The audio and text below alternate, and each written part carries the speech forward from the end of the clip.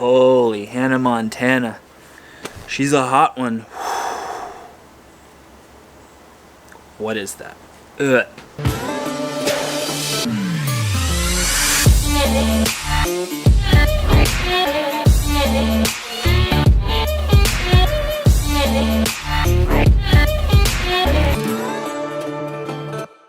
What's up everybody, Mark here from Remarkable Woodworks, and in this week's episode I'm going to share with you 3 OG carpentry tips that hopefully will help you when you're out in the field doing your thing. But before we get into all of that, here's a quick look at what we've been working on.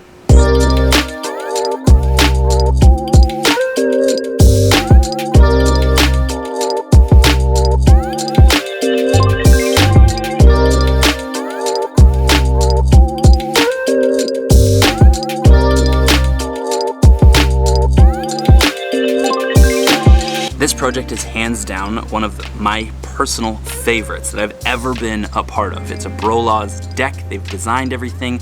We've been here, we've been crushing it. And if you're interested in how we've framed things or put together the curves of the deck, I have a bunch of stories saved to the highlights over on my Instagram. So if you're interested in seeing how this project has come together, head over to Instagram and check that out. Just not right now though, because I'm trying to grow the channel and you need views to do that. So we'll try to make this video a quick one for you. All right, so tip number 1 is an oldie but a goodie, and I just call it measure to the line. I have to install these plinth blocks where the seams of the fascia meet, and to do that I need a very accurate measurement. So what I'm going to do is I'm going to pull down from the top of the deck board. I'm going to make a mark on a number that's easy to add to. I'm going to flip my tape measure up and pull a measurement from the top of the other deck board. When the tape hits my mark, I can add the 2 numbers together and I will have a perfect measurement. So anywhere where there's going to be a seam in the fascia, we're going to cover that up with a plinth block. I've dated out the thickness of the fascia here and come back about 3/4 of an inch or so. That way it gives room for the fascia to expand and contract, and we don't have to worry about any seams opening up. Plus it gives it a nice clean look.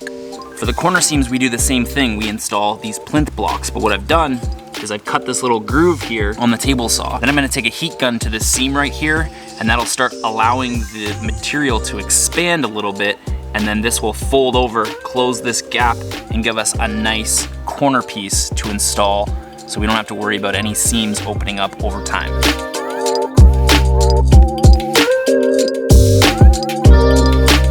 All right, enough about these things.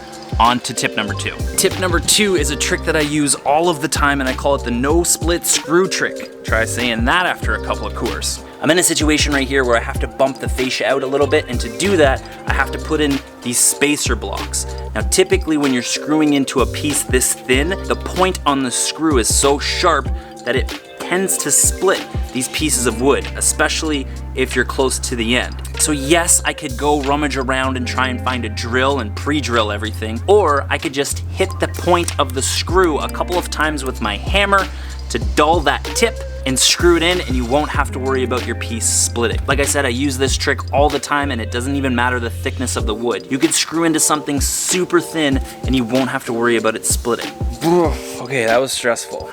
Tip number 3 comes in real handy when you're in a situation like I was just in. So it might not look like much, but there's a lot going on in this corner. You've got a radius cut on this end, another radius cut on this end, and then a miter in the middle. So how I started, I just scribed this radius end right here, made my cut, put it in place, and then I made a mark on the board at this point and at this point at the house, made my cut. That told me the angle of this board right here.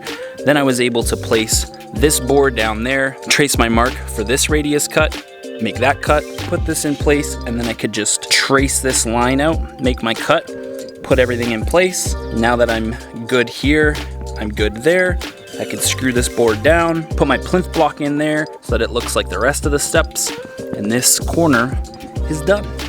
All right, so I guess the only thing left to do now is to fill all of these plugs. So this is a PVC product. It obviously has the grains to make it look like wood, and then it has the hidden fasteners here. So the screws go down inside there, and then they give you these plugs that have grains on them. So you just find the plug that matches closest to the grain, like that. And once you line it up properly, hammer that in, it'll disappear, and you won't see any more screw holes. I've done this already. But you cannot see any of the screw holes. Sweet, right? Except there's 1,000 more to do.